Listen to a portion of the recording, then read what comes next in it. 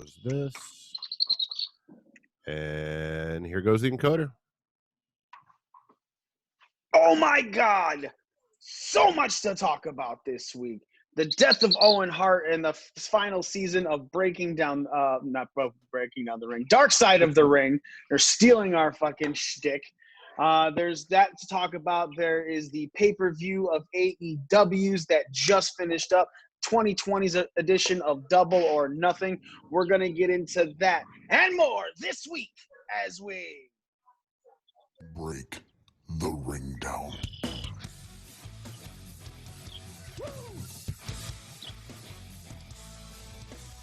You don't know what hard times are, Daddy.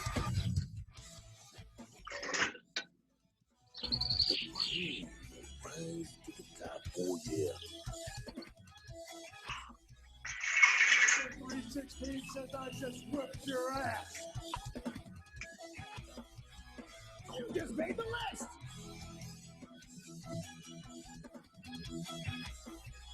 This right here is a family.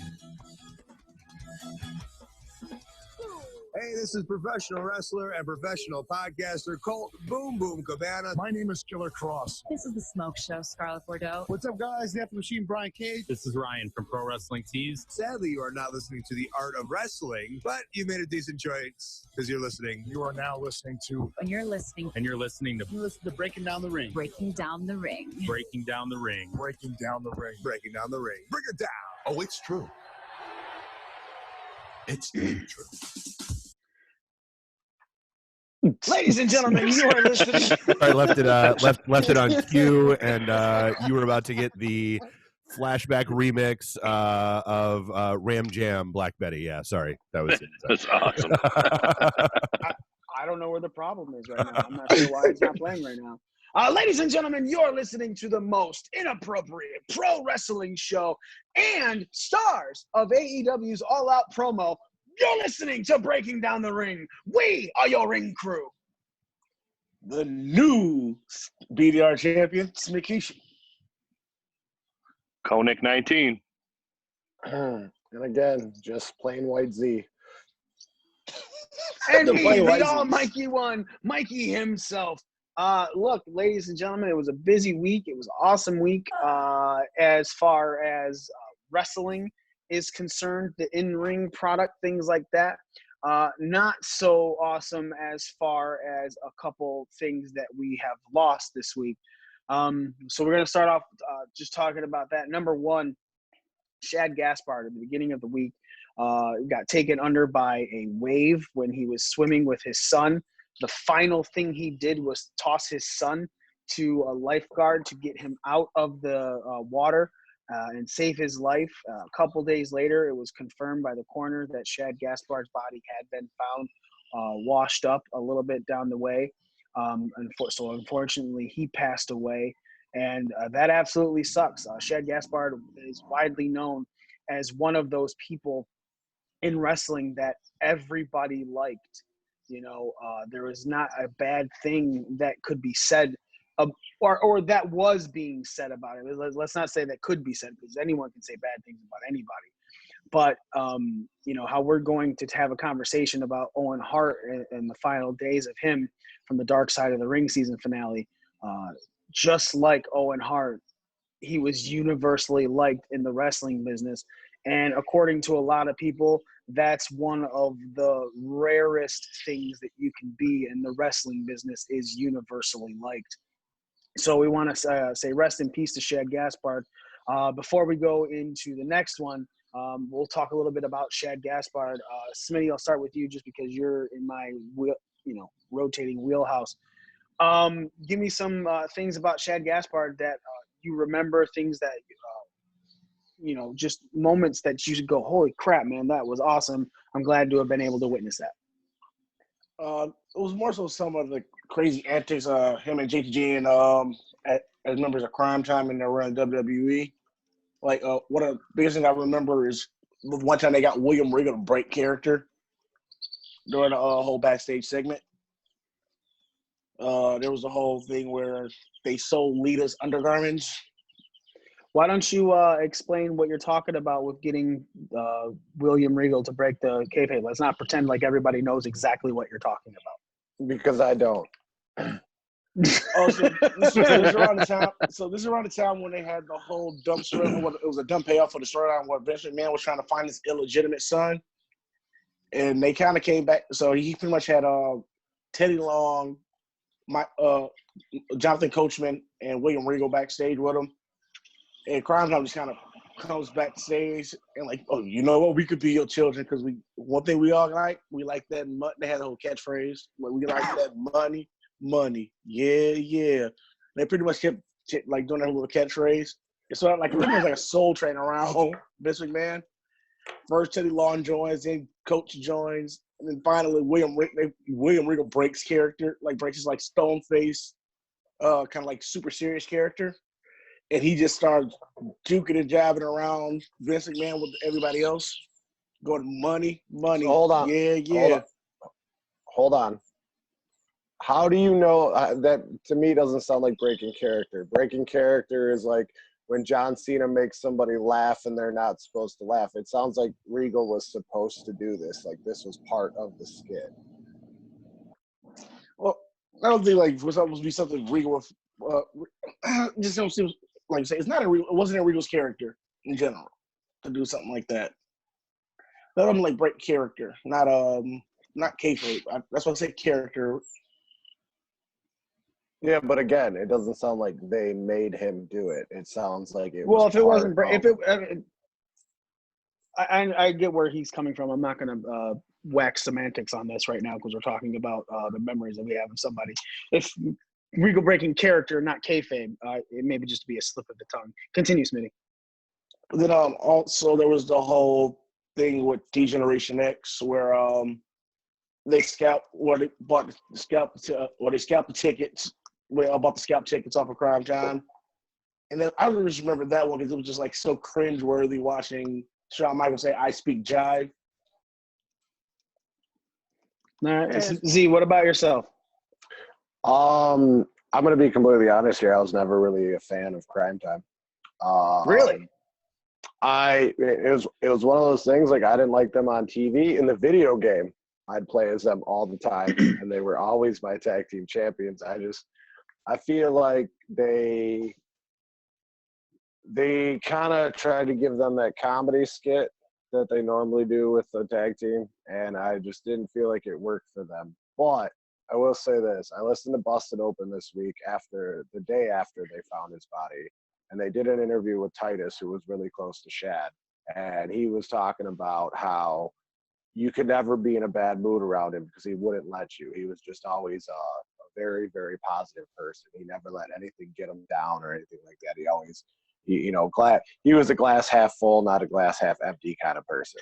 So, that speaks to his character and to why everybody liked him, because he was always just a positive person in the ring and out of the ring. All right. Nick.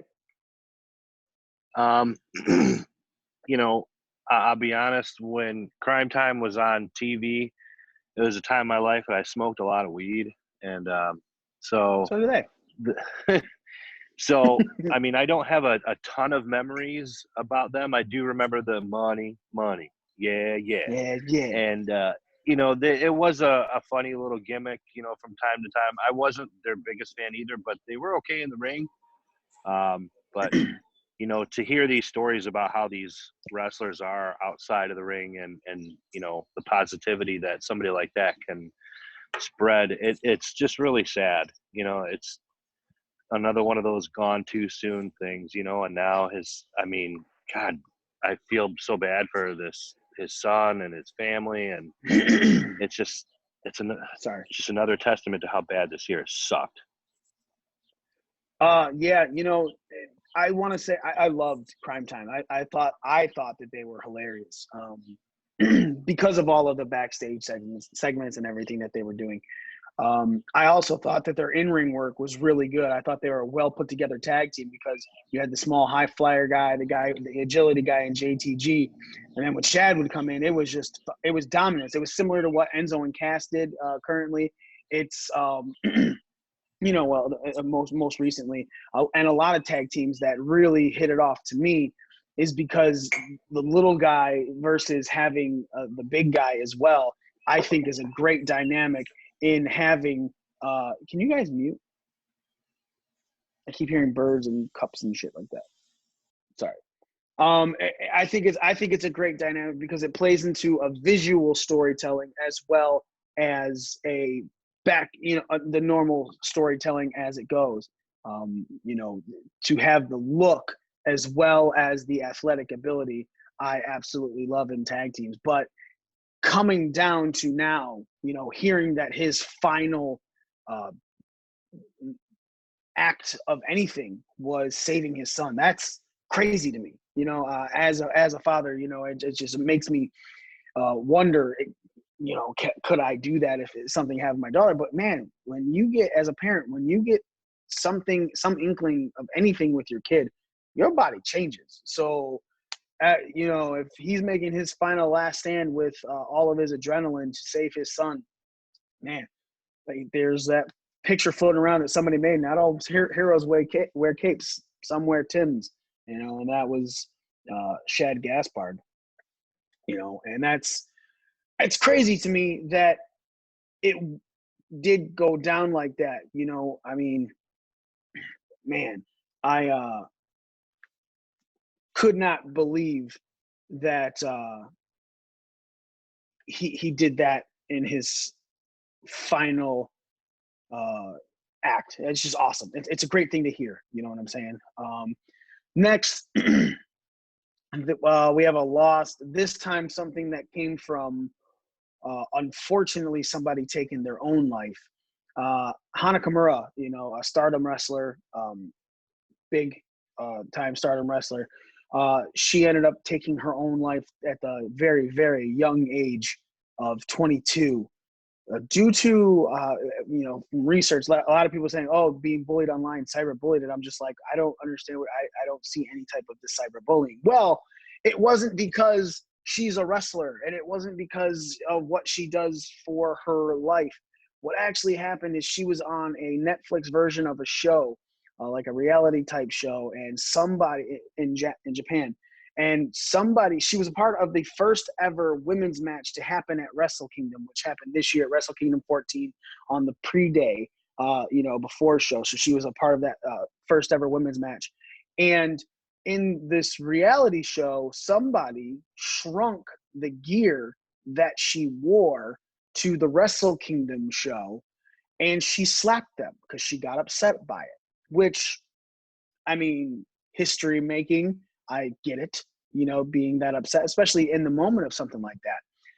And because of that, a lot of people started attacking her on social media. I want to say Friday.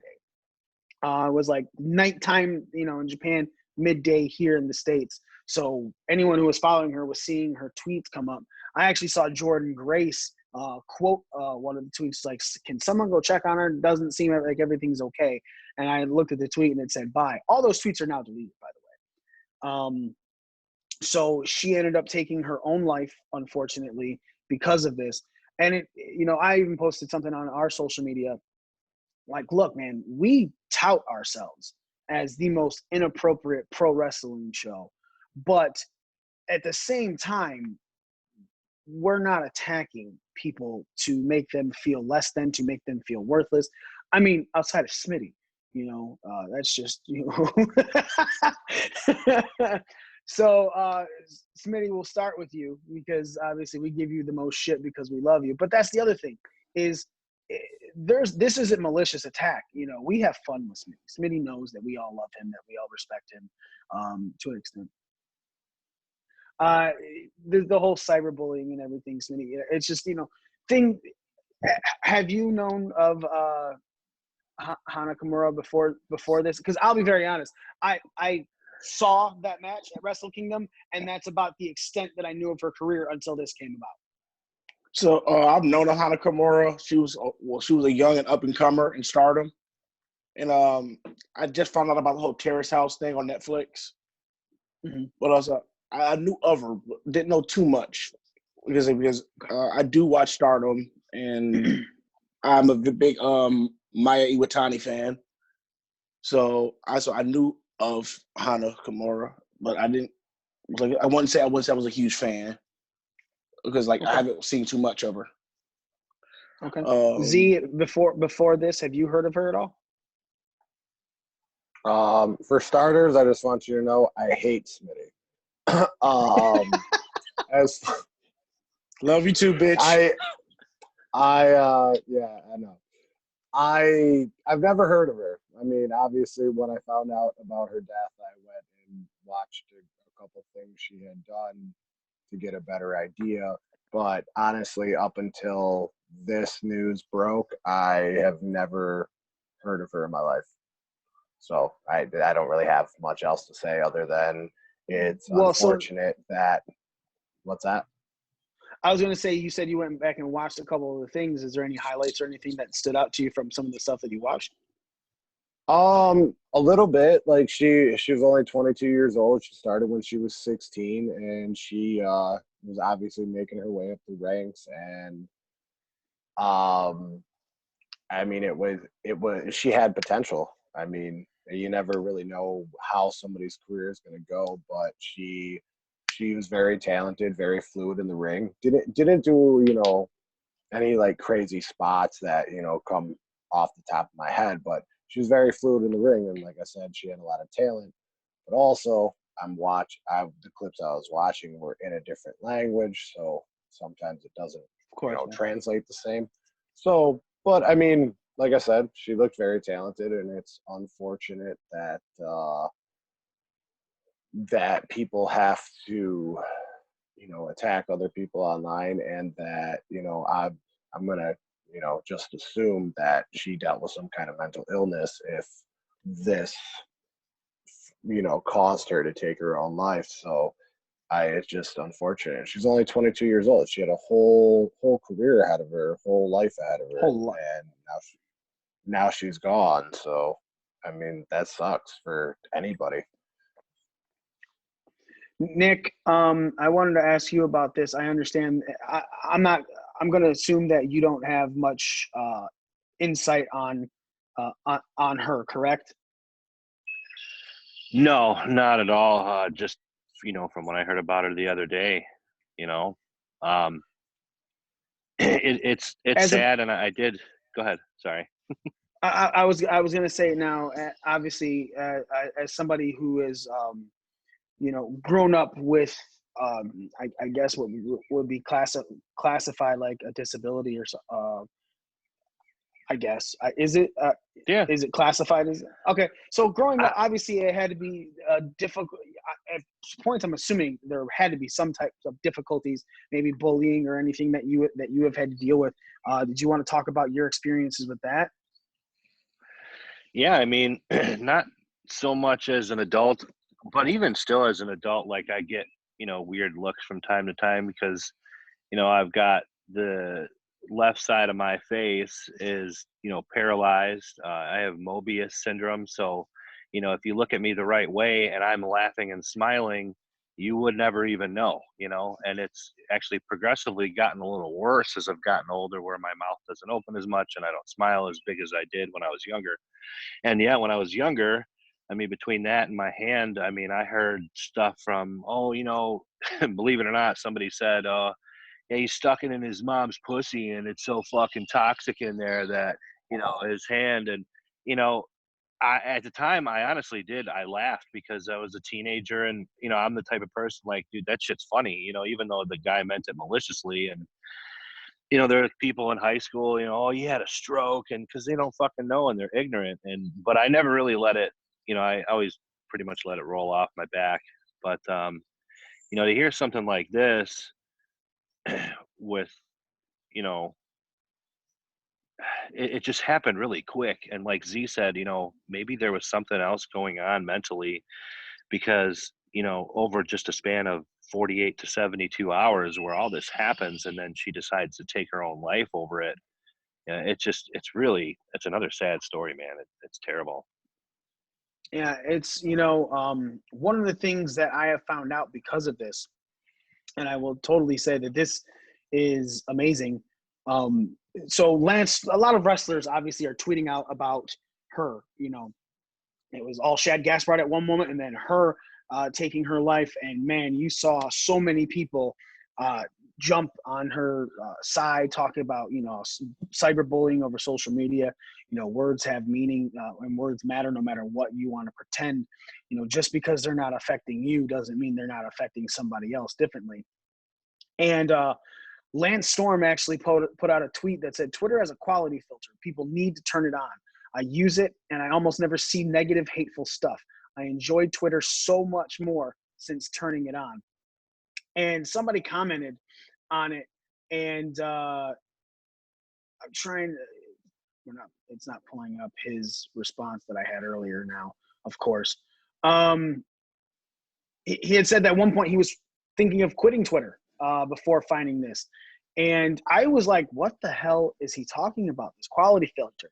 Well, if you go to, and so he didn't state it, but I'll state it to anybody who's watching, anybody who's listening. If you're on Twitter and you're kind of sick of the bullshit that's on there, you go to your settings, you go to your notification settings, and in your notification settings, it should be the first thing up there is it says quality filter to it. And what it does is it tunes out a lot of things.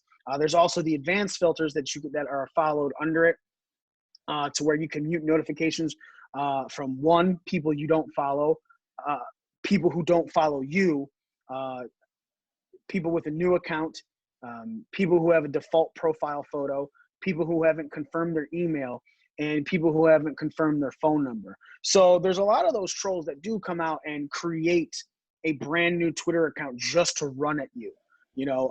Some people, some celebrities and things like that. And you can turn on those filters. So if you're not a person who's confirmed your email, you don't have a new phone number, you don't, default profile photo, all of a sudden you're not getting those notifications. You're not seeing those things pop up on your timeline.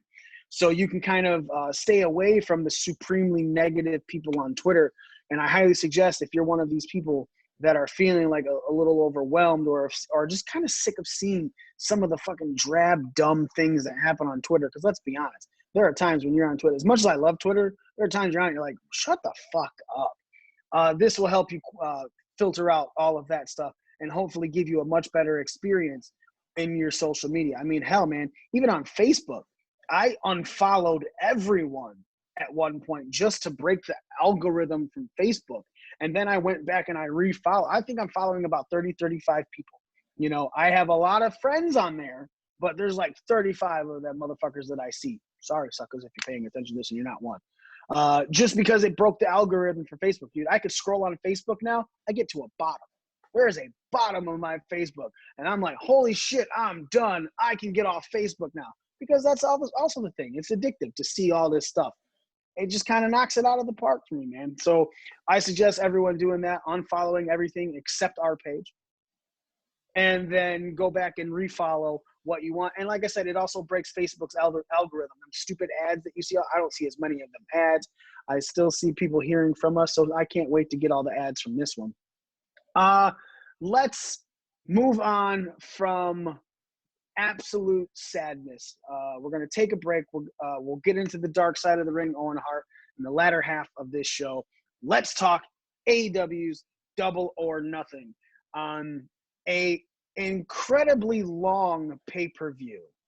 Damn near WrestleMania-esque, if I'm being very honest. It started at 7:30 with the buy-in, and it went all the way until about 11:50 p.m. at night. So you got about 5 hours and 15 minutes of a pay-per-view, 4 hours and 45 minutes if you want to talk just from the jump at 8 o'clock when the actual pay-per-view started. Still a long time, especially when you're coming off of Money in the Bank pay-per-view that was less than a Monday Night Raw. Couple things right off the bat in the buy-in. The Best Friends, Chuck Taylor and Trent, defeated Private Party to become the #1 contender for the AEW World Tag Team Championship. Dark Order are still the #1 contenders. They have not fallen out of that, but we needed a new #1 contender because due to the COVID-19 restrictions, Dark Order aren't allowed to travel from Canada to be a part of what they have going on in AEW. Up next started the incredibly weird order of matches in AEW's Double or Nothing. It was so strange to see it play out like this. The casino ladder match would have been being built for such a long time. Kicked it off. And Darby Allin, Colt Cabana, Orange Cassidy, Joey Janela replaced Rey Fenix due to an injury. As we were talking about making our predictions on Thursday, he wasn't able to attend. Scorpio Sky, Kip Sabian, Frankie Kazarian, and Luchasaurus all started off this match, and then the mystery opponent showed up. It was not MJF, as Z and I thought. It was the machine, the effing machine, Brian Cage, as you have heard on our intro. And he won the casino ladder match for a future AEW World Championship. He got the chip, and they didn't treat it like the WWE's Money in the Bank at all. As a matter of fact, they've already announced that at Fyter Fest is when he's getting his title shot against Jon Moxley. So Fyter Fest is the next AEW pay-per-view, and it's Jon Moxley versus Brian Cage for the AEW World Heavyweight Championship. The next match was MJF versus Jungle Boy. MJF went over in what all of us are pretty much considering most likely the match of the night as far as pure technical wrestling is concerned. Then following that was the finals for the tournament for the inaugural AEW TNT Championship, which was a gorgeous belt. Cody defeated Lance Archer after 3 crossroads, 2 of which were in a row at the end of it, taking Lance Archer down. Next match was Chris Statlander having to take on Penelope Ford because Britt Baker was injured, as we were talking about in our prediction show as well. She had torn something. They said that she'll be on AEW this Wednesday to discuss it further. So Penelope Ford stepped in to take on Chris Statlander. Chris Statlander got the win in the singles match. Up next, Shawn Spears versus Dustin Rhodes. Dustin Rhodes came out of nowhere, kind of, to defeat Shawn Spears. Up next was the no DQ, no countout match for the AEW Women's World Championship. Hikaru Shida got a much-deserved win and is the brand new AEW Women's World Champion after defeating Nyla Rose in that amazing match. Let's be very honest. Probably the best women's match that AEW has had. Definitely the best showing by Nyla Rose for sure. Next was a singles match, a normal singles match, a regular, every rule matters singles match for the AEW World Championship. Jon Moxley defeated Brody Lee. They have it on Wikipedia by technical submission. Excalibur said it was referee stoppage. It was a weird ending. We'll get into that. And then finally was the Stadium Stampede match, where Matt Hardy and the elite of Adam Page-ish, Kenny Omega, Matt Jackson, and Nick Jackson defeated the inner circle of Chris Jericho, Jake Hagar, Sammy Guevara, Santana, and Ortiz. We'll kick it off. Z, I want to start with you. Give me your highlight of this pay-per-view, just the highlight, your number one highlight of it. Talk a little bit about it, and obviously we'll get into more details of this in a little bit. My number one highlight from this pay-per-view as a whole would be the MJF Jungle Boy match. It seemed like the only match on the card, and in fact, I think it might have been the only match on the card that was a professional wrestling match from start to finish. There was no. I mean, they did a lot of stuff outside of the ring, but nothing that would push possible DQ in other wrestling promotions. They told a story. And what's more impressive was you got a 22-year-old kid and a 24-year-old kid that has 9 years of wrestling experience between them. Like what? And then you go back and watch the match, and you're like, wow, like that's incredible. They're only going to get better. But the one spot of that match that sounds out is the reverse hurricanrana onto the ring apron.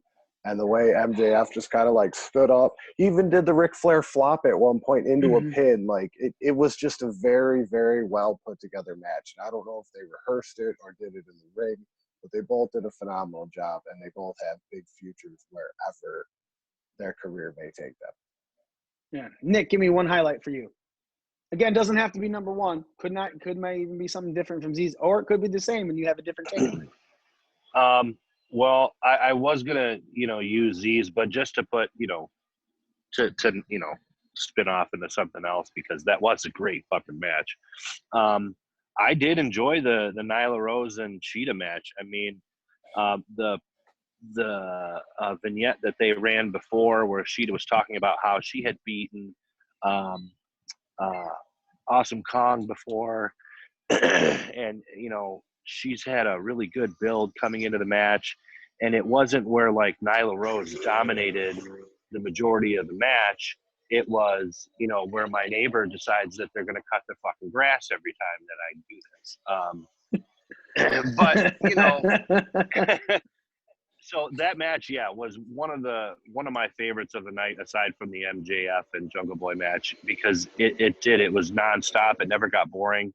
But I do hope you talk about some lows, because there was something in that match that really kind of upset my stomach. So, yeah, we're definitely going to get into lows. Smitty, give me a high review for this pay-per-view. I really enjoyed the Stadium Stampede match as well. It was pretty. It reminded me a lot of Final Deletion to a certain degree, and also another reason, is I have a very casual fan who watches along with me when I watch these pay-per-views. And she wasn't big on a couple of guys until actually seeing Stadium Stampede. Like, she wasn't really big on the Matt Hardy character. So Stadium Stampede kind of brought her around to the whole Matt Hardy gimmick. And to Pride and Powerful, she wasn't really a big fan of those guys. So watching, part of my reason I enjoyed it, because I got somebody who's more of a casual fan to really enjoy certain characters and certain aspects of things. Awesome. And also just really entertainment. You guys talked about specific matches and as your highs. My high was actually a moment in a match. To start off the pay-per-view, obviously, was the Casino Ladder match. Orange Cassidy entering this match, I thought was, again, I think I'm as big of a mark for Orange Cassidy as I was for The Rock when I first started watching The Rock. It's just funny to me. Him coming out, the first thing he does is walk up to the announcers going, "How do I win this match again?" Excalibur going, "Tony Khan has discussed this with you about 200 times on what you're supposed to do." Cassidy finally gets to the ring, and he just reaches. Obviously, it's going to need a ladder. He reaches. He's like, damn it. He pulls a ladder over. He stands on a ladder while it's folded on its side on the mat, and he still can't reach because it's only another 3-4 inches for him. He tries to lift the ladder up, but he doesn't open it, so it just falls, and he's like, I'm so confused. What the hell is going on? Colt Cabana coming out, and then ended up throwing him outside of the ring. I just love – and then, again, Orange Cassidy, his first attempt at climbing the ring, he wasn't even climbing the fucking ring. He was on Brian Cage's back, who was climbing the fucking ladder. And he was like, oh, I can touch it now. It was great. It's definitely that point that I think – that wrestling can perfectly have the entertainment factor and the work factor. Because if you saw the match between him and Phoenix on AEW Dynamite Wednesday before, that was a spectacular high-flying match with a lot of great moves, a lot of great counters, and a lot of fluid acts. So it's not like he's just this funny gimmick. He can work as well, which I'll be very honest, Rock had the original 5 moves of Doom. Orange Cassidy is at least working really well on top of keeping this comedy gimmick that is going over. So to me, that was a highlight for me, is just watching how well that comedy gimmick still worked in a 9-person elimination ladder match. A 9-person ladder match. Because you would think that at points it's going to get kind of hokey. And sure, the little light kicks with the fan in the audience going, oh, all that stuff. It has its moments, and I don't think they're overdoing it with Orange Cassidy, which in any organization that you see on a regular basis, this could be overdone easily, and I don't feel like they're killing it too much.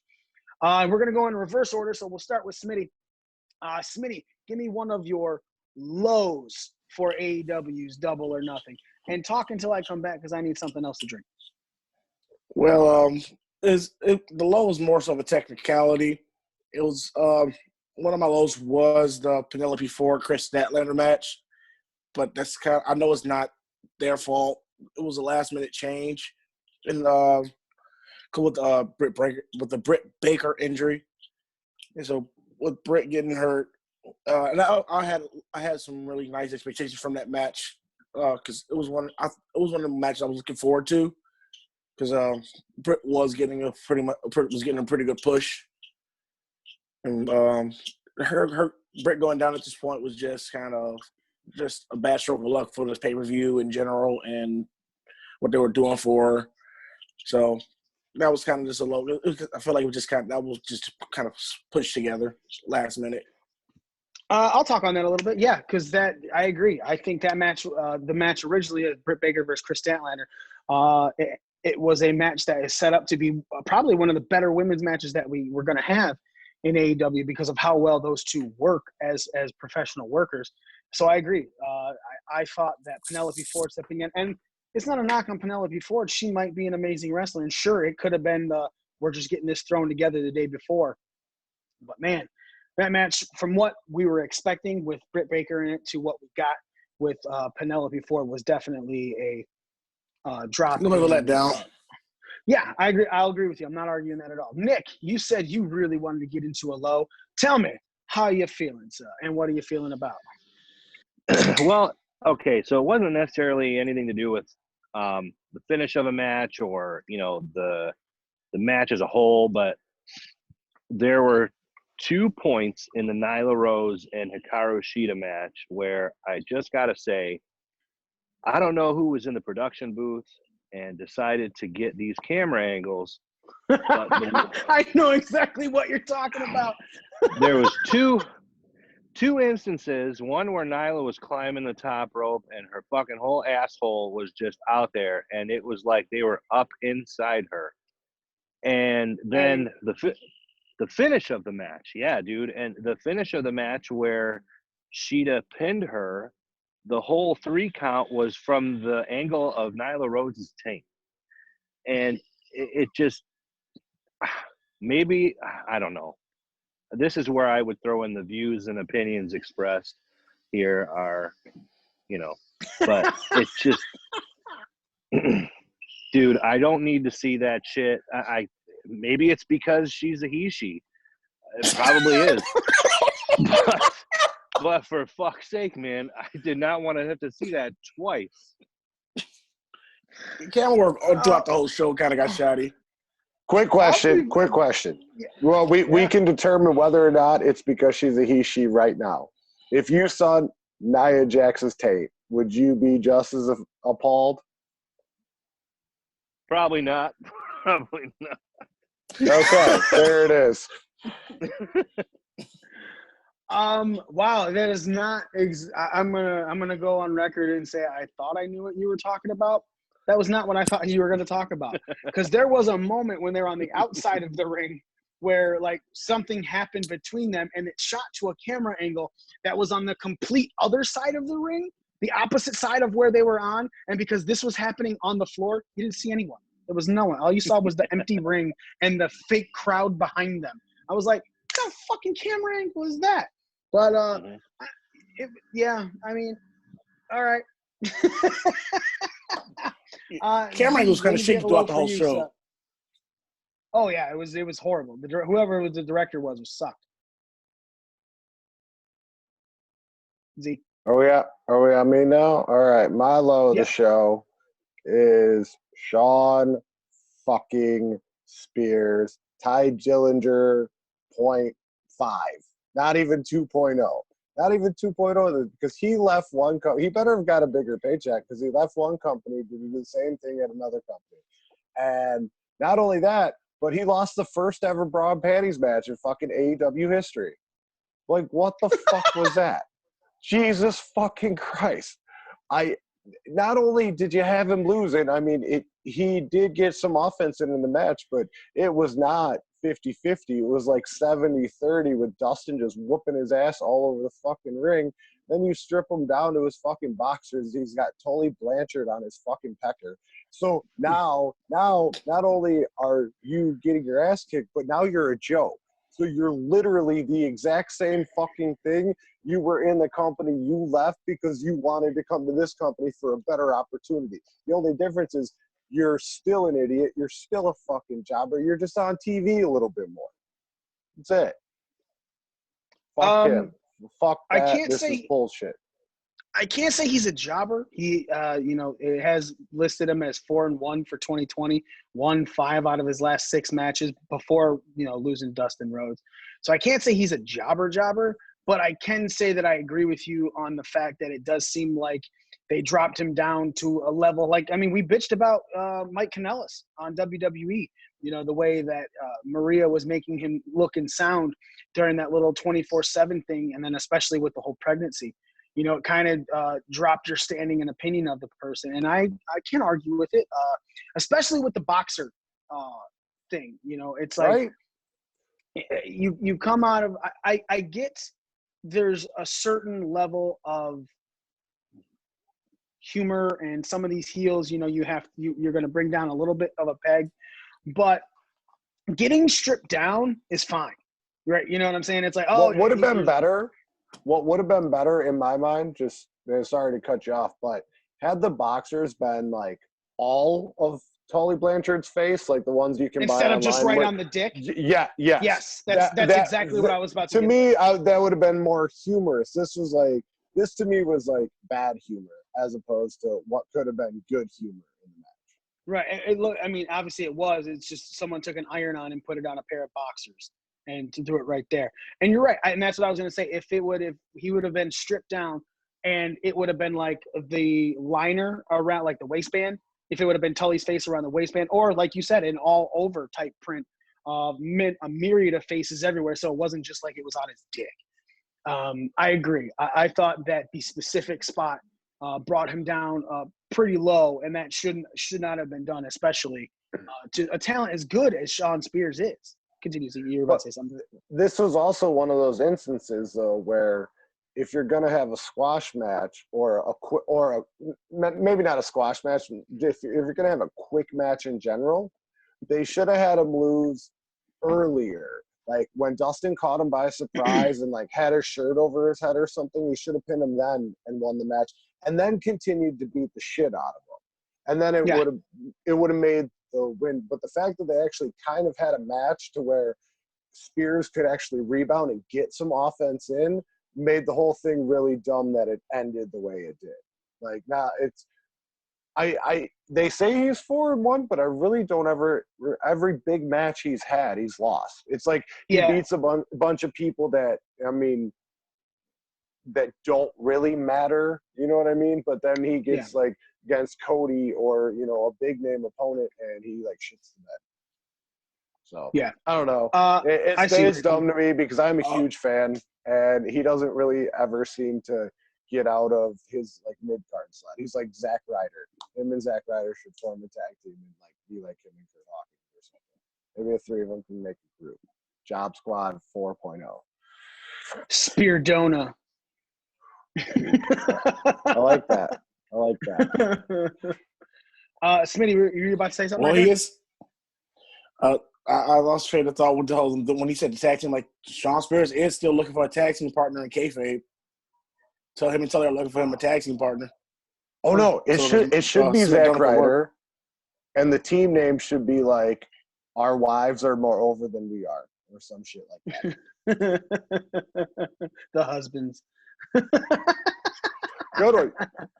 Perfect. Sell it. Put it on a T-shirt.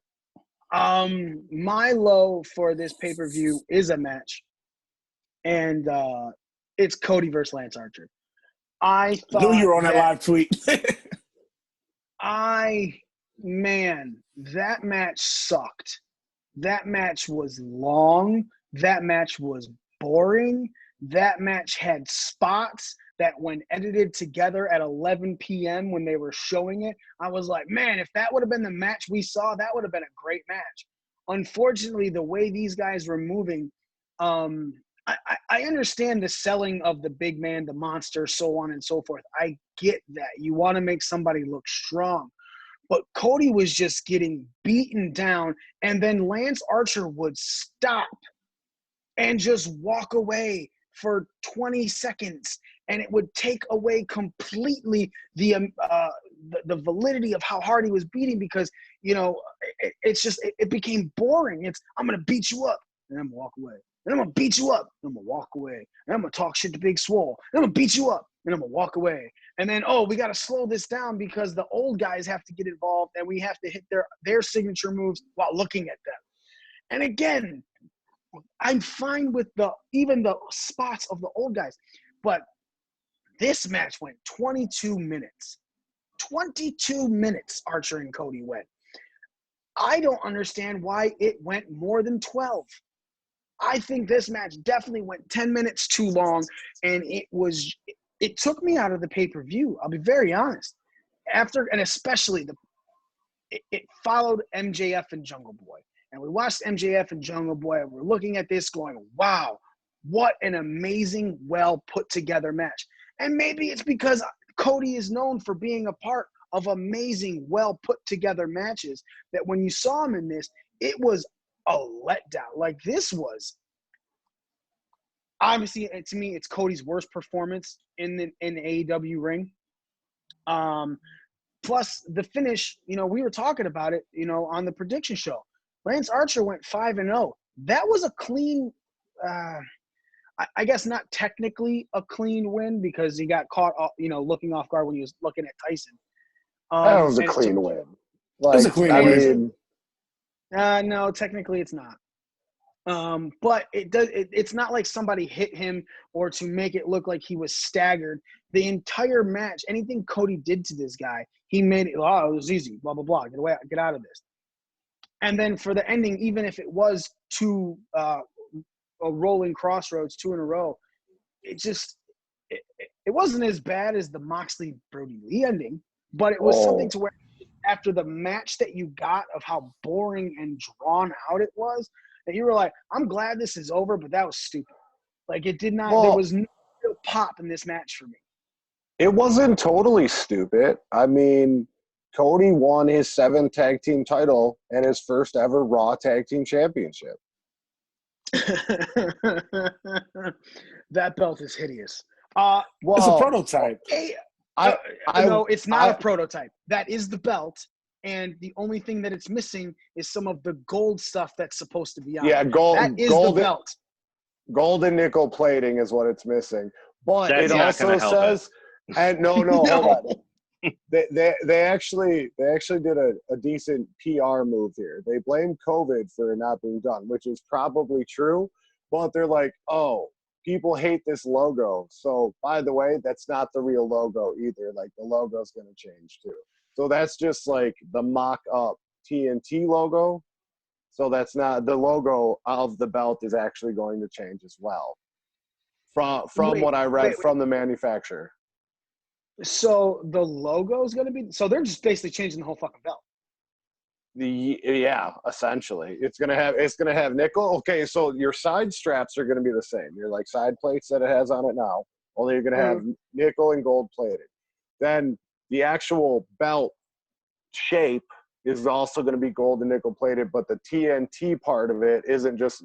I don't know if it's gonna be a different font. I don't know if it's gonna be slanted. You know what I mean? They're gonna adjust the TNT part of it.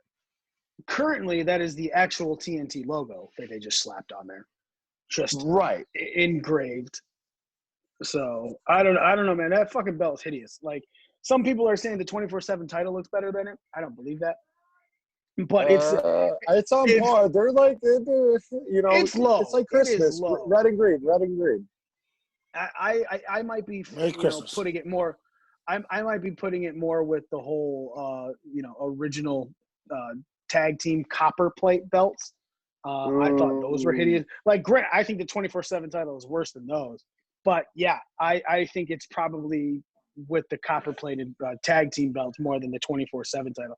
Now, granted, again, they could jump all over this, and I when looking at that title, it definitely just looks like it's the metal engraved, and they finished some of the painting on it, right? They got black, they got red, and that's it. So I agree that the belt looks completely unfinished, while the 24/7 title looks finished. Like, hey, this is what we're giving you. So I'll give them that. Oh, sorry. Go ahead. No, go ahead. I was gonna say, I just find it funny that, like Sean Spears, Cody left a certain company because he didn't want to be the top guy in the mid card. He wanted to be the top guy overall, and here we are, 3 years removed, and he's the top guy of the mid card. Took himself out of the top guy for the whole company. No, I get it. I will say he's still the top guy of the whole company. I mean, it's still Cody fucking Rhodes for AEW. I mean, okay, so the one thing they always said his dad did wrong was his dad always booked himself in the main event picture. And it seems like Cody's learned from that, like not to overdo it. So that is Jeff Jarrett. Yeah. Jeff Jarrett for sure was a problem in TNA. So Nick, I'll start off with you. Give me your whole rundown of this pay-per-view, how it was for you to watch from top to bottom. Obviously, we got your high, we got your lows, maybe some little things that we haven't talked about that you feel need to be mentioned. It was a bit of a roller coaster. Like you had said earlier, it was weird that they started off the whole pay-per-view with the casino ladder match. I did not expect that. And a lot of times when they start pay-per-views off with a big match like that, I don't necessarily hate it. But I just think in this instance, that's something that they should have saved for later. I was not a big fan of the Chris Statlander match with Penelope Ford. You know, the finish to Brody Lee and John Moxley had me rewinding it a couple times just to make sure that I could make some sense of how it ended.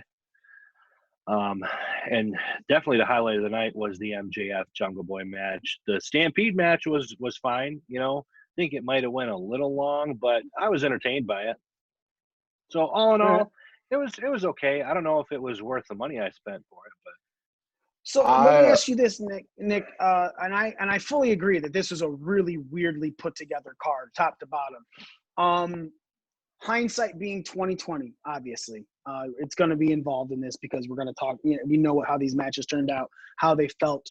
How would you have booked this match? Because as this card, as it stands, it became the Casino Ladder match was first, then MJF Jungle Boy, then Cody and Archer, then Statlander and Ford, Dustin and Sean Spears, the AEW Women's title match, the AEW title match, and then the Stadium Stampede match. So those 8 matches. What would you have preferred to kick off the show? If not the casino, or is the Casino Ladder what you would have done, and then you would have done some things differently in between?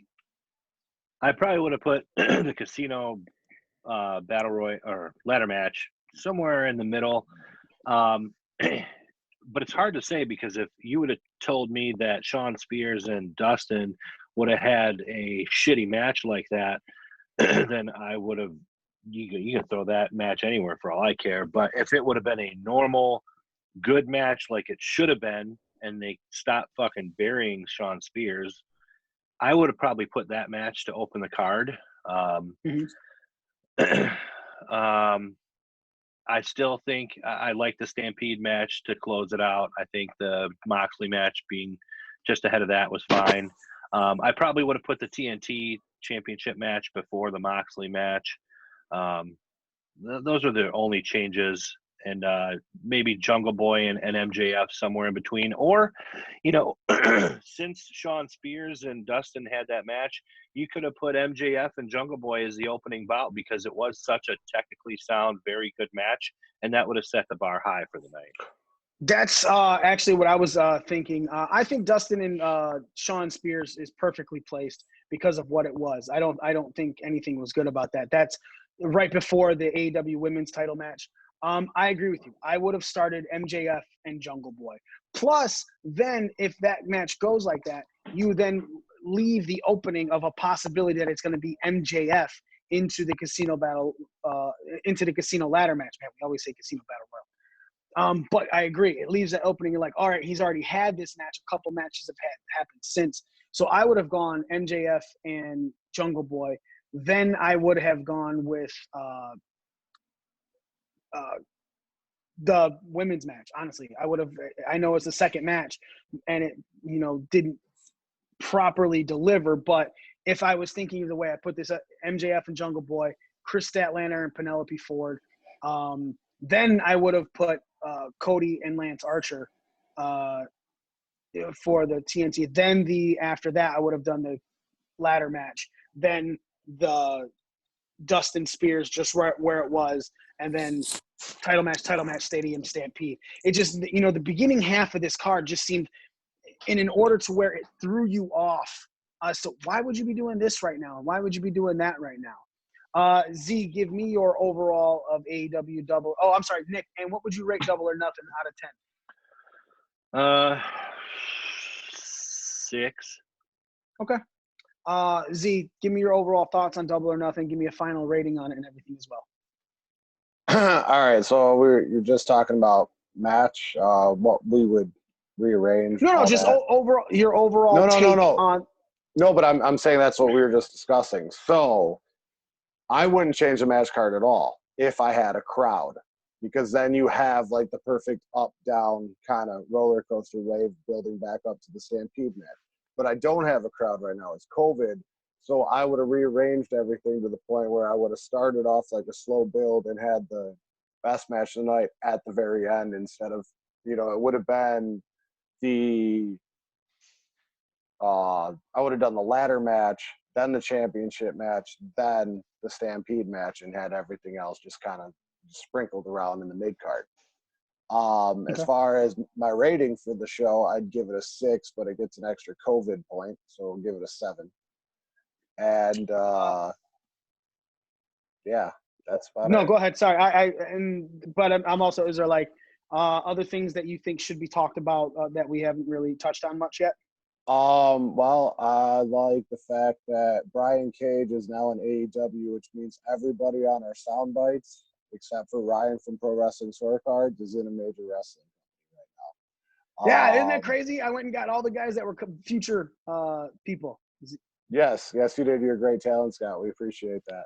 And that wasn't that all out from last year? The women's title belt in AEW bothers me because it looks like Wayne Selinsky shrunk it down from like the actual title to here's your it literally looks like a 1980s toy foam belt from WWF. That's what it. I agree. I think AEW started off really high with the AEW World Championship, and each belt they've debuted since has got progressively worse. And and it's like they almost agree with me that women are inferior, so they make the belt much smaller. I think the AEW tag titles were pretty sweet still. The championship match was a former WWE guy facing another former WWE guy, announced by a former WWE announcer. Well, and the dumbest finish of the night was Brody and Mox because that was so dumb. So dumb. Such a dumb end to such a good match. God, what? I thought the match was a good match. I liked it. Man. I liked it a lot. I mean, I don't like it the same way I liked MJF and Jungle Boy, but it's also two different styles of wrestling here, and I liked what they did up until I would have done more with that finish. I wouldn't have just made it like so quickly, like. And when did we get rid of this? Like the arms got to drop 3 times. When did we get rid of that? Like we got rid of that a long time ago, but everyone. Well, they need to bring it back. Well, at least in like other wrestling promotions, they lift the arm at least once, and if it falls, then it's done. They didn't. It's like he was like, oh, and then his arm went down, and the ref was like, oh, it's done. It's fucking done. All his arm did was this. Like all it did was like fall in his body. Like yeah, exactly. Right. They kind of do the same thing with Pac's brutalizer though. They don't usually wait for the whole arm to drop. The referee will stop most matches when Pac locks in that brutalizer. But again, then that's a referee stoppage, and the person who lost the match didn't lose the match. They didn't tap. They didn't pass out. It's a referee stopped it. If you're not doing any type sort of, but it's still counted as submission. But again, it's not a submission because you're not even giving the person who loses the match a chance to go, oh shit, wait, no, I have to, like, lifting their arm one time. I totally okay. It's a submission because then you lifted the arm and it fell. That person's not responding. We're out of it. Sure, back in the 80s, early 90s and stuff, you could do the 1, 2, 3. But now with everyone talking about, injury stuff and concussion protocol, so on and so forth, I get the one arm thing. If that person goes limp in the middle of a submission, it doesn't mean that they're out. It totally could mean they're thinking of a way to counter. If you don't lift that arm and show that the person is actually passed out, then it's the referee's decision that that match stopped, not the person who is in the submission hold. It's stupid. But it makes matters even worse. And it, like, more so to your point, he just took a paradigm shift and kicked out at 1. So to say he's now passed out because he just locked in a rear naked chokehold is stupid. You got to give it some, like, let it sink in, let it marinate a little bit, and that's what you get with the arm raise. But I don't know. Whatever. But yeah, I agree. That paradigm shift is the most undersold paradigm shift since Dean Ambrose was doing the double arm DDT. That was the most protected finish in all of wrestling for the longest time. And then someone kicked out of it at 1. As a matter of fact, all finishers were kind of made to go away in this Double or Nothing pay-per-view, which happens. I'm not saying that you have to protect every finisher at all times, but some things you want to still make look strong. I will say this. I fucking hated that match. I didn't hate it. Cody Archer hated it. But again, it was a singles match. There were no now I had to look it up, and I even asked Daniel because we were watching this together from Pro Wrestling Scorecards. I had to ask him. I was like, "Hey, is this a no DQ match, or are AEW championship matches automatically no disqualification, similar to how they are in NXT? Because NXT made that announcement that any title match in NXT is automatically no disqualification. And so there must be a winner. Nope, this is a regular singles match. Yeah. He's like, nope, this is a regular singles match that could end in a disqualification or a count out or any of those things. And and he goes, this is up to ref's discretion. And again, we have this problem on AEW where I'm taken out of this. Was I enjoying it? Sure. But I would have enjoyed it if they said it was a no DQ match. Otherwise, I'm looking at it going, why isn't that a DQ? Why are they still out on the outside of the ring? Where does this matter?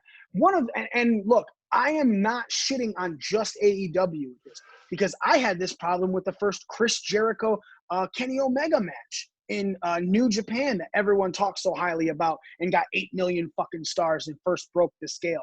They were on the outside way too fucking long in that match. It didn't make any sense that that Red Shoes was letting them go that long. Same with this. Same with a lot of matches. If there's no standard thing to abide by, what's the fucking point of making it a standard match? It'd be like Orton and Edge going on at fucking Backlash and then being on the outside of the ring for 2 minutes. And you're like, wait, this is supposed to be the greatest wrestling match normal. I don't get it. There needs to be a rules set and standard. Referee discretion is way too stupid, especially for a title match. Z, you're about to say something. Yeah, all I was going to say is, like, I'm totally on board with what you're saying because especially for the psychology standpoint of the business. Like, you need a set rules and standards so that way you can you have a direction to go. If you're going every direction, it doesn't make sense to most people. You're never going to grab a casual fan. But like someone like you're a stickler for, like, okay, what can you do? What can't you do in this match? Now me, I've gotten to the point where that's just the way AEW is. So now I don't look at it as rules and standards. I look at it as a style of wrestling. This is the way they do it. This is their style. Like, it's up to the ref. That's fine. So now I've just got to, okay, fuck the rules. Like, throw the rules out the window when you watch the match. And the match is actually really good. But like you said, if it was a no DQ match, But I mean, this is the product. This is the product they're selling us, and I've just learned to enjoy it. But so I personally, I think it was a great match. No, not great. Normally, it I was would a good agree. match. I would normally agree with that, but the problem with this is AEW has set into place that wins and losses matter. Now, granted, we don't know why they matter, but if you're constantly saying this, if you're constantly telling the fans that wins and losses matter, this is the way this match should go, this is the way this match should be portrayed, and then you're not following it, then it's a casual fan or not. I am a wrestling fan. I will watch anything and everything, and I fell in love with New Japan watching it, you know what I'm saying, without knowing who these people were. I didn't know who the fuck Tanahashi was. I didn't know who fuck Kota Ibushi was until he showed up in the Cruiserweight title. You know, I didn't know who a lot of those guys were, just starting watching it because I heard of things that in this. You know, I fell with love because I was able to follow it, and then you were able to follow these characters. If you're telling me, if you're giving me matches like this and there's a thing to follow with it, I'm good. I don't care. I'm not forcing you to have this. I'm not forcing you to have no DQ matches. I'm not forcing you to have pure wrestling matches. I'm not saying I love the death matches more. You need to give me more death matches. I'm saying stick to what you're telling me. That's it.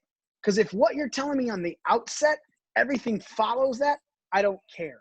You know, as long as you're sticking to your own shit. If AEW never said wins and losses matter, if AEW never said we're going to do a 20 count for the ref, if AEW never said there's countouts and every, you know, blah, blah, blah, DQs and stuff, if they would have said, look, we're just going to let matches go, then you know what? I'd have been like, fuck yeah, Moxley and Brody Lee was a really good fucking match. But when I'm taken out of it because you're telling me it's not supposed to follow these things that it's doing, I'm like, huh?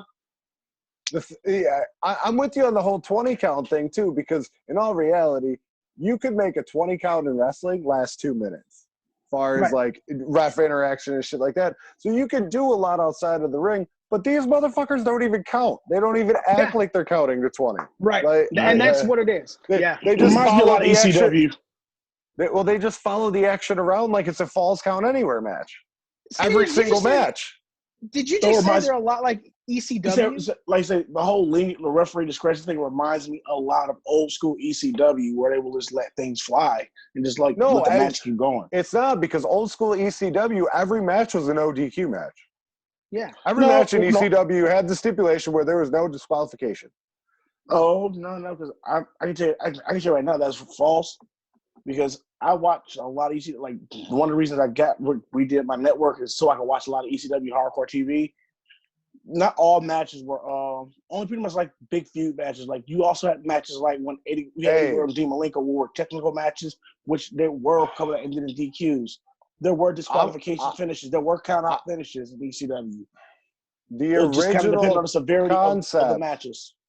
The original concept was they were all DQ matches. I mean, obviously, when they went to TV, they had changed some shit up. But the original niche of ECW was that they were extreme, so they got rid of DQs. I was watching for 93. I'm in 96 right now for ECW. Congrats. So like my whole point for that was like this. At that point, when I said like it was a lot like the ECW, like the way they carry the matches a lot like ECW style. How ECW security style in their pretty much in their prime, like where the referee's discretion, the referees really shouldn't matter as much in a wrestling match, in my mind anyway. But that's a different opinion. It's a situation where if it's difficult to follow, you're not going to have people enjoying it. And I'll be very honest, I enjoyed a lot of that pay-per-view. I'm not trying to say that pay-per-view sucked in any way, shape, or form. If I'm giving it a rating, I'm going to be up there with a 6 as well. You know, I think that this and if we're doing the COVID point, it gets an extra 0.5. That means it's a 6.5. You know, definitely better than Money in the Bank. I think MJF and Jungle Boy right now is just a standout great match. I thought the ladder match, while we were all talking shit about it, you know, giving it like, oh, it's the Money in the Bank match, just, you know, competitors coming in at a different time. It wasn't, and it was their own spin on it, and it was a good ladder match to watch. I thought it was really fucking good. That giant poker chip spot was good too. Yeah. Oh, lifting the damn, how poker they chip kill out. Cage. Oh yeah, and then again, they gave us one of the best women's matches, if not the best women's match that AEW has ever given us, with Sheeta taking that title off of Rose in the no DQ, no count out match. But again, Nyla Rose also gave me what I feel is her best performance in AEW since watching it. You know, I thought she was great. And again, I'm not saying I agree that the Brody Lee Moxley match was a good match. Had it been a no DQ match, I would not have taken me out of it. I thought the fucking Stadium Stampede match was fun. The whole Matt Hardy getting dumped into the pool of reincarnation was spectacular, right? Especially when he the first coming out Santana with the can't first swim. version of Matt Hardy, because can't call it Matt Hardy V1 because that is a WWE copyright. But the first version of Matt Hardy is what they called it. I love that, especially with the Matt facts. A Matt can hold his breath for 346 seconds. Them coming up and then Santana Ortiz reading the fucking thing as it was going, I thought was wonderful. The way they did that match, I thought was the chair of wheels. The ice bin, this will help with the inflammation. Yeah, the fucking ref calling the penalty because of the celebration. The 100-yard Northern Light suplex. Chris Jericho throwing a challenge flag to Aubrey. Then going in the replay booth and then he tells her on TV, "You're a shitty ref." Again, it was great. It was a really well put together match. Now, the smaller things that I'm upset about, I'm not too upset. As a matter of fact, now that I'm even talking more about it, I'm probably giving this a 7.5 because I thought it was good. I thought it was better than decent. I think it was good. Z, I didn't even get your rating. You did. I gave it a 7. With the COVID bump up, I gave it a 7.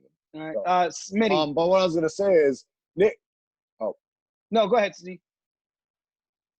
I was gonna say Nick said something earlier about the Stampede match maybe being too long, but we shit all over Money in the Bank for being 27 minutes and calling it too short. And the Stampede match was only like 42 minutes. So 34. I mean, like, what is your magic? What is your magic number here? You know what? If I think about it, I think it was too long for me. Only not because of the match. So I'm going to retract my statement. But it's because I was watching it this morning, laying in my bed in an awkward position with my daughter next to me, asking me, "Why are they doing that? Where did that come from?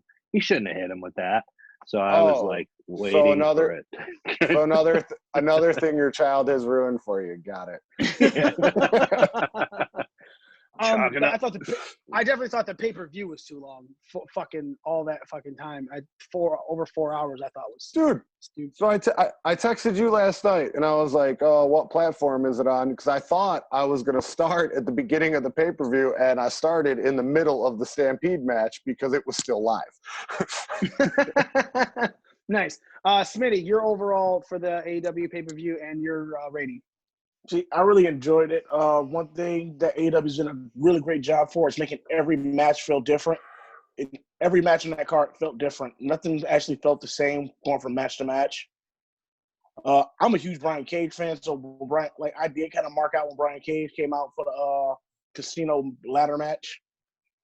Like the way he pretty much killed fucking Darby Allin with that F5 was pretty cool. F5000. Yeah, but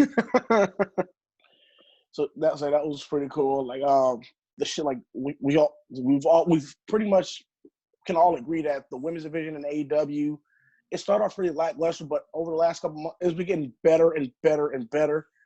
And the women's title match pretty much showed that. Like I said, one of my biggest down things is more so it became a down because of just. It was just evident today, Junior. Say the women's match, the Statlander Penelope Ford match, taken for what it was there, but it still was different. The Moxley Lee match, I didn't think it was as bad as you guys think it was, but like No one said it was bad. I just said it didn't follow anything, so I couldn't follow. It didn't follow a specific set, what it was set out at the beginning to be. So therefore, to me, it was stupid. It was still, if it was a no DQ match, I would have thought that match was amazing. Like every finish kind of felt every finish felt different. Nothing really felt too screwy outside of that kind of the Moxley Lee finish. But like, I thoroughly enjoyed the entire pay-per-view. And what do you give it out of 10? I'm giving it an 8. Let's move it on. 8? Highest fucking rating. Wow. All right. 6 from Nick, 7 from Z, 7.5 from me, 8 from Smitty. Overall, good production by AEW. Thank you so much for that pay-per-view. Obviously, we appreciate all of the wrestling going on right now. Next, and finally, the last thing that we're going to talk about, Dark Side of the Ring. Season 2 finale, the final days of Owen Hart. One of those what are the things that in wrestling, you hear about, you see talk about and everything. I can honestly say there were a lot of things in this episode that came to light that changed, one, how I felt about this situation, and two, changed my perception of the situation. I'll say it changed my perception of the situation, and then we'll go into how you guys felt and stuff. I had never seen any of the police photos of this. I always knew that when Owen Hart came down as the Blue Blazer, it was him, coming, down straight from over the ring to there. For some reason, I had it in my head that he kind of that he was supposed to do a Shawn Michaels type of entrance, not as long as they did it for WrestleMania when he came down on the zip line. But when they always said it was a different type of entrance, I didn't realize that it was a different equipment that they were referring to. I always thought that the reason it was so it went so wrong was because it was not just the normal, I'm coming down as the Blue Blazer in my harness. I thought it was he tried to do something like Shawn Michaels and fucking fell. So that changed my out. I did not realize that personally. Seeing the police photos, seeing that Martha Hart had the harness that was holding him, blew my fucking mind for as small as that was, especially with hearing just don't pull this and you'll be fine. And they're like, he didn't pull that, and he fell. Him brushing Jimmy Corderas, and saying look out as he's falling allegedly. We give so much shit to Jim Cornette for some of the dumb shit he says, but watching his interview in this, seeing his emotion, you totally have to sit back and go, yeah, I get, where you can't say that Jim Cornette doesn't have a love of professional wrestling, regardless of how stupid he is sometimes and things that he says. You could totally tell his passion and everything on this stuff. This was also at the end of it when I personally was, especially after Mark Henry's speech when he was inducted, he's like, let's just get Owen Hart in here already. I fully agree with Martha Hart. They want to donate something to the Owen Hart Foundation. Awesome. I'm not going to let a company that's responsible for his death celebrate his career. And is one of the most telling things that I have ever heard, and definitely one of the most real things that you can sit there and, as a person who has lost anybody, to think that anybody who is responsible for something wanted to celebrate that person, I'd be pissed off as well. Nick, I'll start with you. Your feelings on the Dark Side of the Ring final days of Owen Hart. Go for it. One, I would have liked it to have been a 2-hour episode, just because I was highly invested in it from the beginning. And, it just, those things that you get really excited to watch, they just seem like they end too soon. And, for only being an hour, I was a little let down, but whatever. At the end of the episode, I was irritated. I was irritated at the fact that this did not have to fucking happen on any level, in any capacity. It just didn't have to happen. And the way that it was handled when you see Vince McMahon's remarks to that news reporter, I think was just completely ridiculous. The fact that, you know, Martha had this hook that was connected to his equipment that she was able to just pull apart with, you know, no effort at all. It just, you know, it does break my heart because Owen, you know, when I was growing up, that style of like the pure wrestling, that talent that he had was what drew me into the business. Not to say that Owen Hart got me interested in wrestling, because he didn't, but that, you know, what's the word I'm looking for? Just the way Inspiration. and the way he executed everything in the ring. When you look at this old footage, it's like that type of wrestling is not necessarily hard to come by now, but you just don't see it as much, where these guys are so technically sound that it's just fantastic to watch. So it just was super disheartening to see and to know all these different things that happened. And I know we still don't know the full and complete story. You only have an hour of what really happened.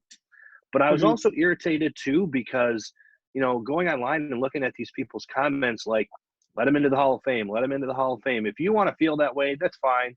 But what pisses me off is these people that get so down on Martha Hart for not letting him into the Hall of Fame, and they think that she did all these things to the Hart family based on one statement from Bret Hart and based on one statement from their lawyer. To me, it kind of feels like the Hart family is trying to save face to save their asses with WWE. So there's two sides to every story, and to just deliberately just smash on Martha Hart and say she's a fucking asshole and this, that, and the other, like, get the fuck out of here. I'm sorry, that really irritated me, all of that encompassing. But it was a great episode. It just, man, I don't know. I understand. Sorry. Z. All right, let me start by saying Martha Hart's a fucking asshole. No, I'm just kidding. Okay, so I'm the one on the show that always posts the Owen Hart memes, makes the Owen Hart jokes. Part of it comes from a place of love, because growing up, Owen was, you know, one of my favorite wrestlers. And this is one of those things, one of the deaths in wrestling that I've actually like researched, you know, since it happened. And one of the original reports was that like he had fallen, but he like got up on his own and started like walking around, and like he later died in the hospital from like internal bleeding, which to me was like, okay, that's why they went on with the show. You know what I mean? But now it's like, oh, you knew he was dead and you went on the show with it anyway. I mean, like, it just confirms what everybody already knows, that Vince McMahon is kind of a slime ball of a human being. Like, yeah, he won't make you do anything he wouldn't do, but if you die, he's going to go on without you. Like, fuck off. That's terrible. I work with these kind of heart. And I wear one of these every single fucking day. You have to, it's through OSHA and my OSHA, like, it has to be a certain tightness across your chest, like everything's got to be modified for the person wearing it, whether, you know, small, medium, large, whatever. But then you have to modify it for yourself, and it's got to be a certain way, or it cuts the efficiency rate of it in half. If one thing is miscalculated, it cuts the efficiency in half. Now you're talking, I used the type of carabiner that they were talking about when he did the original Sting like drop, and they had him like, you know, 10 feet off the ground, kind of just floundering there. As I think it was Steve Blackman just kind of berated him. And as they talked about in Dark Side of the Ring, this is the equipment that is supposed to be used with these. This is there also should have been what they call a retractable system as well, where if you start free falling, you only free fall about 6 feet and then it yanks you back to, stop this type. There should have been some kind of backup for this. There was not. And then not only that, but they replaced the carabiner with a fucking sailboat clip that's supposed to hold down the fucking curtain. That's supposed to hold no more than 150 fucking pounds on a quick release. Like, no, that was a bad idea for whoever fucking decided to do that. And the fact that the company was like, okay, yeah, that's fine. Like, fuck you. You'll never hear me make another Owen Hart. I don't see. Okay, go ahead. I'm sorry for interrupting. I don't think that's, unless you're talking about the company, like fuck the company as in the riggers, or fuck WWE. Because if there's anything I am not going to solely throw on WWE, it's sure they hired that company. You know what I'm saying? So therefore, they're technically responsible for the death. But if I was to say, did Vince McMahon or did the safety regulations of WWE look at that stuff before Owen put it on and go, yeah, that's good? Or did they just say, these people know what they're doing, they'll do it the proper way? And then it was ultimately, if you're going in the hierarchy of things or the ultimate cause of his death being the riggers, then I think that falls more on the rigging company rather than WWE, even though it still is WWE's fault. I'm not trying to take any blame away from WWE. I'm talking about in what you were saying. I'm just trying to expand on your thought. I'm saying fuck them both, because here's my thought process. As they mentioned in Dark Side of the Ring, when Owen did this kind of entrance, or anybody else for that matter, they normally had the number one rigging crew in the country. This time around, they had what they considered the number one rigging crew in that state. I don't remember what state. City.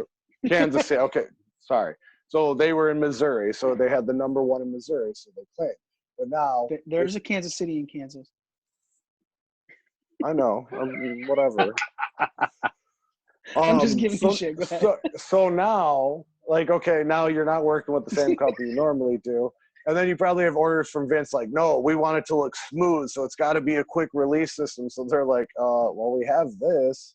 And the company, the rigging company at this point is taking on all the liability. So I'm telling you, from a construction standpoint and from doing rigging myself, they did not go ahead with this plan without getting it okayed from somebody else, because then that takes the liability off of that company. It's no longer, well, we decided to do this. It's, no, he told us to do this, so that's what we did. You know what I mean? Right. So, they clearly, especially if they're certified and licensed and all that shit, they knew that this was wrong. So they probably got somebody's signature. And if they didn't, they're fucking dumb. But either way you look at it, both companies, it's not so much their fault. Accidents happen, right? Right.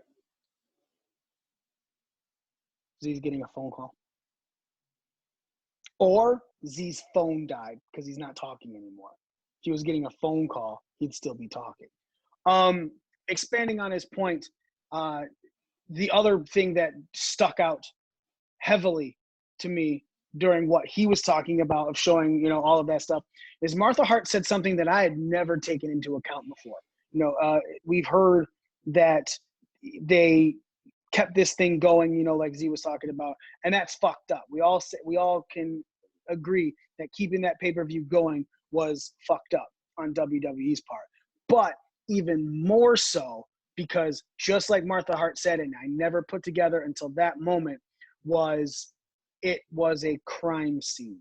A man died in that ring. His blood was on that apron, and it was a crime scene, an active crime scene, because you don't know, did he die from something messing up? Did he commit suicide? Obviously, more than likely was not suicide. But again, you don't know what happened until you investigate that crime scene. Having a pay-per-view have 4 more matches after that happened, you're one, contaminating a crime scene, messing up the investigation for the crime scene, and not being able to fully discover what went wrong when it went wrong. Even the cops couldn't get in there until the fucking crowd was cleared out, right? Or at least until until Austin and Taker finished. Taker. It's what? Oh no, it was Austin Taker at the main event. Yeah, that's what I said. Until Austin For that Taker show. finished, like they could not get in there to examine anything until after that pay-per-view was done and after everybody cleared from around the ring. Not so much the audience, but again, obviously the photos, the police photos, and everything they showed was in an empty arena. Yeah, we can all fully agree that WWE is a shitbag for going. And you can argue, oh, we took a poll from the talent, and the talent said that they wanted to continue. What talent? 2 fucking people? Because everyone in those matches looked off after that was supposed to happen. Smitty, your thoughts and views on this episode of Dark Side of the Ring? My thoughts, I lost a little bit of respect for the WWE as a company because the way it seemed like the way Martha Hart was trying to explain it was they tried to make her seem like just a jilted widow. But there was negligence on. Also felt like it was after watching everything, there was negligence on 2 parts on the ring company and WWE. I don't know. I think they weren't cutting corners. I think they got the best of what they could get. Being that they were like Z was saying, and you were saying they usually get the best riggers in the nation. That somebody's got the best riggers in the area they were in. So I wouldn't say they were trying to cut corners. I think they got the best they could get at that point. I'm not going to agree with that. If you're telling me that every other time that you're doing this, you get the best riggers in the country, and then all of a sudden for this one time, you're getting the best rigger in that area, that sounds like you're cutting corners. But also, hey, wasn't charge this his phone. in the middle of Monday night? Continue, Smitty. Well, I don't when he was on the Blue Blazers thing. That's what Sting was still coming out from the rafters, and at that point, wasn't Ted Turner throwing way more money at people to do things around 1999? What? So wasn't Ted Turner throwing a lot of money at people to work for WCW at that time? That's when and Sting was coming out from the rafters around that time, wasn't he? Yeah. So, what? Okay, so it was a Sunday. I don't know. There's just some things there's certain factors that we still don't know. I think that Martha Hart has all rights to not want WWE to celebrate them.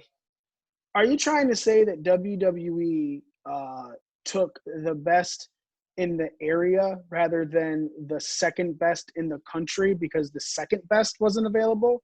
Because Ted Turner may have been using someone for Sting. I'm going to tell you right now that if that best in that area still does not seem like it was even top 5 in the country, right? So I feel like if you're getting a contract, hey, Callie, if you're getting a contract and everything like that, I just see your head peeking out. Yeah, I was peeking over your shoulder like a parrot. Right. If you're getting a contract like that for a big event with a big star, and that number 1 in the area is still not as good as 10 of them around the country, maybe you should be going for around the country, seeing as every other time you've done it, you've gotten number 1 in the country. I think that you're really giving WWE a lot of leeway with that one, bro. Yeah, maybe I am, but I still think that Mikey. Sorry, Nick. Yeah. Well, what I was going to say is, Mikey, you brought up one of the biggest points of that is the fact that was an active crime scene. So then my mind goes to, well, yeah, she's 100% correct. So in my mind, and I don't run a company like WWE, I'm not part of any type of crime scene investigation unit or anything like that. But yeah, you stop the event because it's a crime scene. So then I think, well, what if this was the NFL?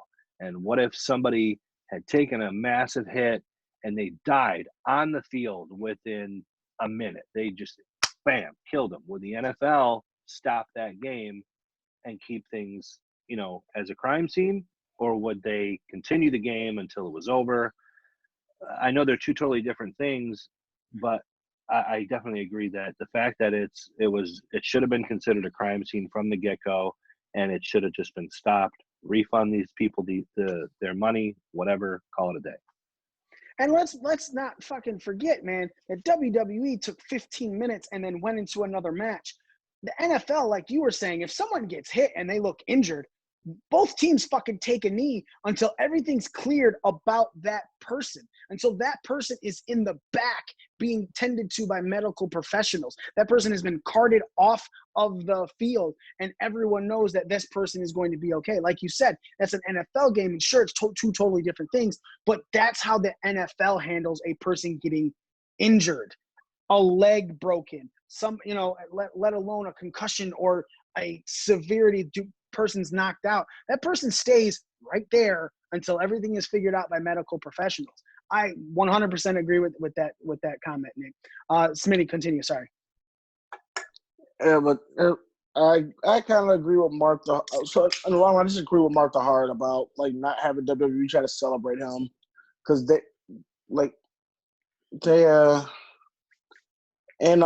Hart also, I think the Hart family were, like Nick said, were saving face because wrestling has forever been their thing. That's how this family's made their money. A, B, C, and D. But all right. That's it. That's it. Z, you were cut off because your phone died. What was the finish of your thoughts, sir? I took it in. I went with it. I just want to apologize, quickly cutting you off. When you went away, that's when I brought up, just like how you were talking about how everything was going on. The one thing that Martha Hart said about that, was that was an active crime scene. It was specifically right there, and it officially, whether he allegedly could have committed suicide, it was a fault of everything going on. There were so many things that should have been investigated immediately that WWE is a complete shithouse for continuing that pay-per-view. As someone that has been part of an active crime scene where someone has lost their life, everything stops. Like the business at the time shut down, and all the witnesses had to wait there until the cops got there and talked to you and got rid of you. So yeah, no, she's absolutely right. And I never thought of it from that standpoint, like all this time, like, you know what I mean? Like this whole time we've never really had her perspective on it. And now after hearing her perspective, it's like, wow, she's right. Like it should have stopped like right then and there. The minute they found out he passed away, it should have been stopped. Nothing should have been moved. They should have started collecting evidence. You know what I mean? Yeah. And then there are just so many things you didn't know going into this. And then what really made me like really, really sad, there's a perspective of this that I never ever thought about. A year later, you had Eddie, you had Benoit, you had Malenko, you had Angle. like Owen Hart was given all this goofy shit, and it pissed me off because I was such a Owen Hart mark. But he was literally a year away from as long as it went the way it should have, a career resurgence with all these new competitors, Edge, Christian, like the possibilities were endless. And unfortunately, this happened, and his life was cut short. And I've always been one of those people that I'm like, he needs to be in the Hall of Fame. And that changed Tuesday night when I found out that Martha Hart has started her own foundations with his name on it. And that's how she wants to share his legacy. And she doesn't want to contribute one dime to a company that, not only possibly caused the death of her husband, but also didn't even bother to stop once he died to figure out what was going on. And I think that's awesome. Like I no longer care if he's in the Hall of Fame or not, because his legacy is being celebrated in a different kind of way, as it should. Now, WWE's lawyers issued a statement shortly after Martha was on the Jericho podcast. And that was one of the things with the Jericho podcast, there was a thing that – I didn't mute you this time. There was a thing that she had stated on there, how she is many people have approached her about Owen stuff. And the minute that she finds out that something has any sort of inkling or monetary thing for the WWE, she steps away from it. She's like, nope, I won't. If WWE is in any way, shape, or form involved, I will not have a part of it. And Jericho was like, hey, things have changed a lot. There's like instances that you can go into that have nothing to do with the WWE. And immediately when he said that, he's like, I could put you in contact with someone right after this. I was like, Owen Hart's about to get his own pro wrestling tee store. And sure as shit, 2 days later, they fucking announced it before the Dark Side of the Ring episode. That Owen Hart finally has his own store on Pro Wrestling Tees because it is not affiliated with any form of WWE. And again, the great thing about that is for this his Pro Wrestling Tee store. When people are saying that she's trying to make $1 on him, that money is going directly to the Owen Hart Foundation. So it's not even like Martha. It's like, hey, Martha Hart. Now, granted, it's the foundation that she's running with him, but the bottom line is it's going to a foundation, to a charitable cause. Z, you're about to say something because you unmuted yourself. No, I bought one. bought both of them, too. actually. I bought one. Yeah, nice. Nice. But you know what? One more thing. I bought our shirts. One more thing that really pissed me off, and it really stopped me in my tracks, is when Jim Ross said that, he was trying to get updates the whole time on what was happening. And all of a sudden, Kevin Dunn in his ear said, he's dead and you're back in 10, 9. I mean, to me, I can't even imagine what went through Jim Ross and Jerry Lawler's mind. I don't know how they even went forward after that. That's a true testament to the type of business guys that those two guys are, to just keep going, do their job, and it sucks because I want them to have stopped the show, but my heart sunk when they said that. It was just hard to believe.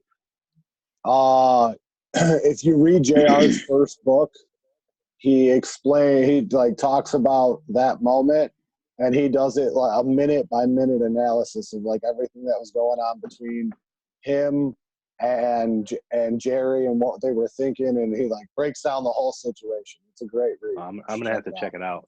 Yeah. That wasn't news to me, obviously, as well. That was one of the things I had already known, that he was told, and then had a 10-second count in. I will say that I did listen to Busted Open the next day, the Wednesday edition of Busted Open, and Bully Ray had a really strong point where he was like, from that moment alone, what you did to JR, giving him a 10-second adjustment period to finding out a friend of his, a person he cared about, died, to then have to say, hey, so it is my unfortunate responsibility to tell you that Owen Hart had passed away. He's like, right there, JR should have a WWE paycheck for life. What you did to him and bringing him into that situation, there should never, ever be JR's too old for this. People don't want to see him on TV. JR, in some form or fashion, should be locked in to a WWE contract. Here's your money. Here's what we want you to do. Unless JR says, I want to go announce or something like that, he should have been locked in for life just from that fucking moment there, because of what you as a company put on his shoulders, which is fucking unfathomable. What other sport does that? Everyone else would have fucking stopped the show. And you not only went live, but you made your broadcaster, the voice of the show, have 10 seconds to adjust to what he just found out about his friend. Absolutely fucked. Now, as I was saying, WWE's lawyer came out after Martha Hart appeared on Talk is Jericho podcast, and WWE's lawyer had to say this. I swear to God, this is the first sentence of their statement. This is, quote, Jerry McDevitt is the longtime WWE lawyer, and he issued this statement to CBS Sports in response to Martha's comments. He said, quote, the reality is, we've never told our side of the story of what happened, at least not outside of court. We told it in court, but when she talks about the way the lawsuit unfolded over the years, it really isn't accurate what she's saying. What she did whenever this happened is she hired a lawyer in Kansas City who we caught essentially trying to fix the judicial selection process to get a judge that was more to their liking. We caught them and went all the way up to the Missouri Supreme Court. The Missouri Supreme Court said, no, we're not going to let that happen. They essentially appointed an independent judge to come in from outside of Kansas City to oversee the proceedings. We were basically trying to find out what happened that night. Martha was not even remotely interested in finding out what happened that night. She just wanted to use it as a vehicle to beat up a business that she didn't like that her husband was in, the wrestling business. Now, I'm going to make some comments on this. Number one, Martha fucking Hart went there to that exact spot with her kids to look over the actual crime scene. She was there. They climbed up on the scaffolding, kids included, to look at this. I'm going to call bullshit on she wasn't remotely interested in trying to find out what happened that night. She has all the fucking shit. She can look at it. She had the evidence on the show. She sure as shit tried to find out what happened that night. Saying that they were caught trying to fix the judicial selection process to get a judge that was more to their liking, that's every court situation. That's not just this. Everyone wants to try and find something that's going to work best for them. If you've dealt with anything, any type of judicial thing, and there's been a big case, if you've heard about anything, that's what those lawyers do. They're trying to find a judge that will side more with that. If there's a jury involved, they're trying to find a jury that they think will be on their outcome. Everything in the court process is like that. That's nothing specific to this case. So to use that is kind of bullshit as well, in my estimation. Nick, hearing the statement from WWE's lawyer, what are your thoughts? I completely 100% agree with what you said. I mean, it's it's them trying to cover their ass more than 20 years later, because now you have this documentary coming out that's going to, shed some light on, what happened. And, it's all bullshit. It really is. And the fact that you want to say that Martha Hart was not interested to find out what happened, fuck you. Neither were you, because if you were, then there would have been a crime scene investigation when he fucking died. End of story. That's it. Boom! So, yeah, can't argue that. Smitty, you got something to say? You should unmute yourself first. We're going to say horseshit, bullshit. That was like WWE trying to cover their ass. Like, because I'm not married. Like, I'm not married. I don't have a significant other, but I'm pretty sure if somebody that you loved, somebody that you decided to commit your life to, died on a quote-unquote, I'm not going to say quote-unquote, but if someone died in an accident, you would want to know what happened. You would want to be 100% invested in trying to figure out what the fuck happened to that person. Mm-hmm. Z. This is her husband, father of her children. I'm After reading that, all I took away from that was basically these were the loopholes we used to get the court case out of Kansas City and into a more favorable judge that would hear our case. And another thing I heard was that Vince wanted it moved out of Kansas City because if he got it to Connecticut, he wouldn't have to pay punitive damages. Yeah. So but that's what lawyers do. They twist shit to make their case sound better. So I mean, and I'll fully agree that Vince coming into this saying, "Hey, I want to offer you $17 million." Like, there's no argument that Vince went in there and said, "Hey, we fucked up. This was our fault. Let's offer this and move forward." And she said no to that, and it wasn't because of the money. She wanted her day in court. Sure, she may have wanted more money out of this and things like that, but it doesn't change the fact that she wasn't trying to settle. And then when talking to Jericho, her saying that the lawyer said, "Let's go in with this number just to get it, because then we can get interest on it if they decline it, so on and so forth." And then she said that she didn't even think about WWE saying, "Okay, yeah, for sure. Well, I accept that offer." And then it being done, because when she was talking to the lawyer, said, in the end, it's all about the money that you get from this. And to her, in the end, that's not what it was about. It was about justice for the unnecessary death of her husband. Go ahead, Z.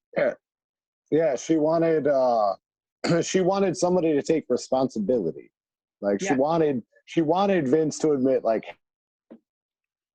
hey, I fucked up. And not just to her, like, hey, I fucked up, here's some money. Like, no, I want you to say that in front of other people. I want them to know that you royally mishandled this entire situation, and my husband's death was basically caused because of your neglect. Like, I want you to come out in public and say that, and then we're good. Whatever, fuck it.